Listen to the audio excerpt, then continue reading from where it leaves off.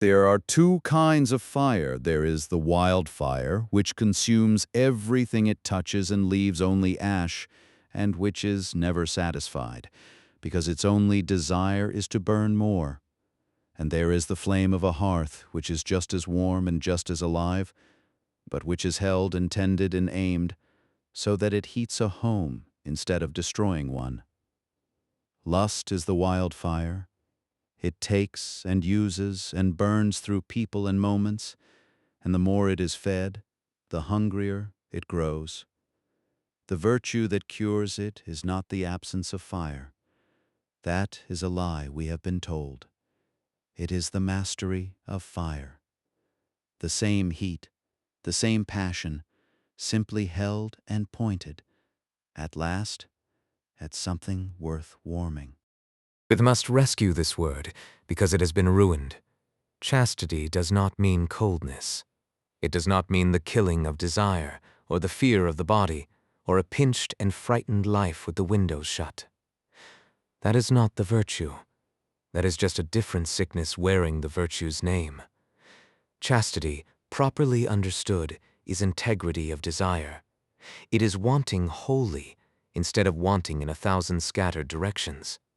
It is the difference between a man who loves one person completely and a man who is forever distracted by everyone and so is fully present to no one. The lustful man believes he is free because he chases everything. But a desire that chases everything is a desire that can never rest, and a man who can never rest is not free.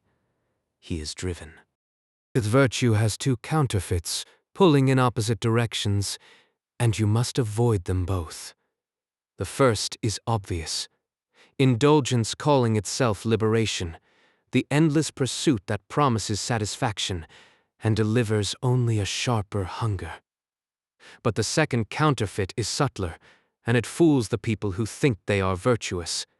It is repression, cold, frightened, white-knuckled denial, which has not mastered desire at all, but only locked it in a cellar where it grows in the dark.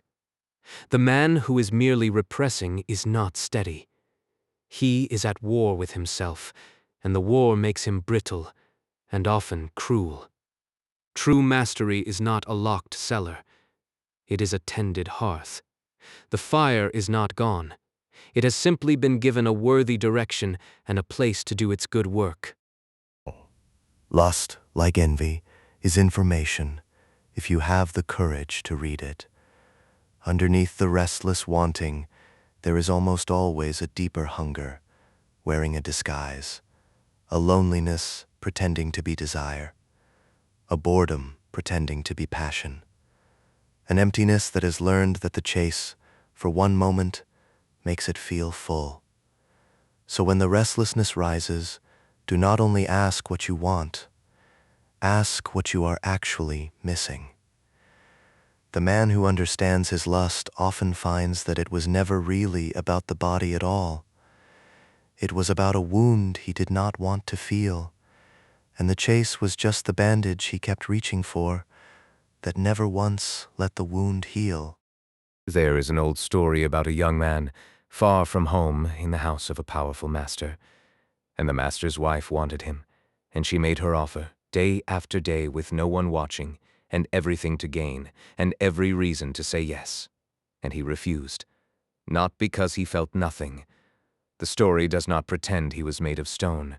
He refused because he would not betray the trust of the house that had taken him in, and he would not make himself smaller than the man he was trying to become. It cost him. She accused him in revenge, and he went to prison for it. But he kept the one thing the lustful always trade away: himself. The steady man is not the man who feels no fire. He is the man whose fire does not get to make his decisions for him. And there is the other side of devotion, the patient half. A king sailed away to war, and for 20 years his wife did not know if he lived or died. Her house filled with suitors, men of wealth and standing pressing her, every day to give up and choose one of them. And she waited, not out of weakness, but out of a strength they could not break. She wove a burial shroud and unraveled it each night to buy herself time, keeping faith with a man who might never come home. This is what devotion looks like when it is tested. It is not the easy fidelity of a single afternoon. It is the long, unglamorous, daily choosing of one thing across years against every temptation to scatter. The wildfire cannot do this. Only a tended flame burns that long. Now hear why this mastery is not a cage, but a power. Desire is energy. An energy that is scattered does nothing. A river spread thin across a flood plain is a swamp. The same river, narrowed and directed, can carve a canyon or light a city. The lustful man pours his fire out in every direction, and at the end of his life he has a swamp, a great deal of motion, and nothing built. The man who has mastered his desire has aimed all that heat at a few things, a love, a work, a calling, and those things, over decades, become deep and real and enormous. Self-mastery is not the enemy of passion. It is the only thing that ever lets passion amount to anything. This is how the steady flame cures the wildfire. Lust treats the other person as a thing, an object to be consumed and discarded, and treats the self as a furnace that must always be fed. Devotion does the opposite. It sees the whole person, and it stays. Lust is restlessness. It can never arrive because arrival would end the chase, and the chase is the point. Devotion is rest. It has arrived. It has chosen. And in choosing, it has found the one thing the restless never taste, the deep peace of no longer being driven, of wanting what you already have and tending it, instead of forever hunting for the next thing to burn. So begin, not by killing desire, but by directing it.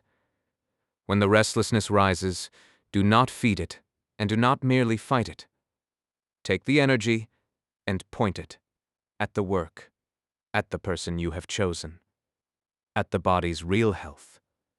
Learn the pause, the small space between the urge and the action, because in that space is your entire freedom. The lustful man has no pause. The urge and the act are the same motion. The steady man has built a gap between them, and in that gap he is free to choose. Practice the pause on small things, so that it holds on large ones. A desire you can pause is a desire you own. A desire you cannot pause owns you. There's a discipline at the heart of this virtue, and it is the discipline of seeing.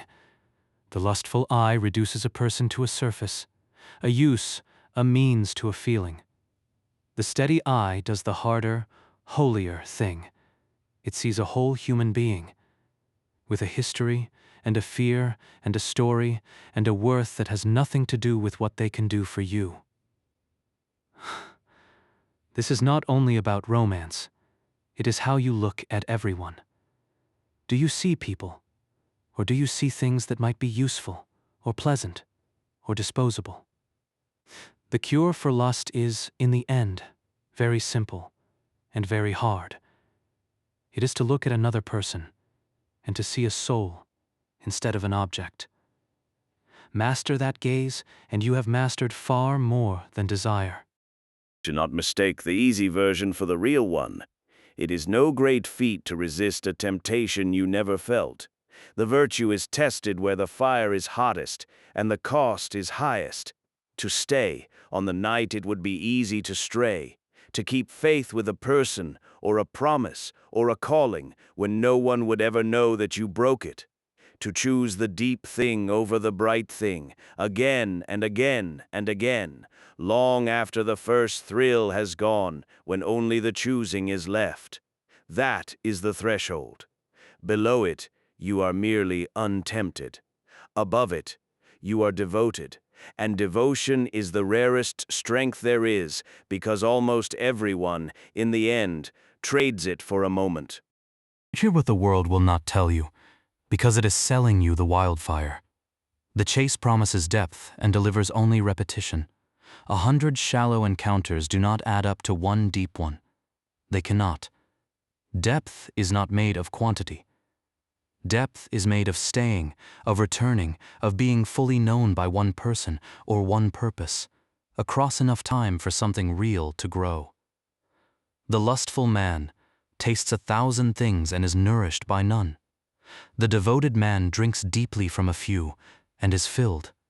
And at the end, when the fires have burned low, it is not the man with the most conquests who is at peace. It is the man who learned, with his one tended flame, to build something that lasts. Gendus, too, is built by practice, not by admiration.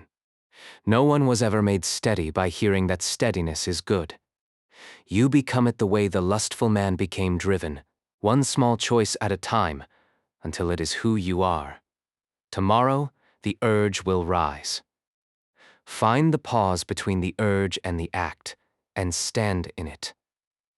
Direct the fire at the work, or the person, you have actually chosen. Look at one person you would normally use or overlook, and see the whole soul instead. Do this on the quiet days, so that it holds on the night the wildfire comes for you. There is no shortcut. But the reward is a self that is finally your own, and a peace the restless will never know. You have learned to master the fire of desire, to want without devouring.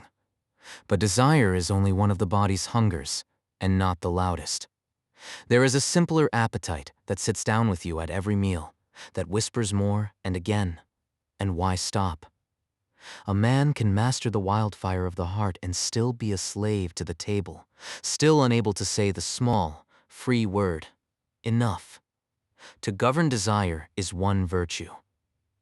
To govern appetite itself is the next. Before that, though, practice this one. Tomorrow, when the fire rises, find the pause and choose. In that small gap is the whole of your freedom.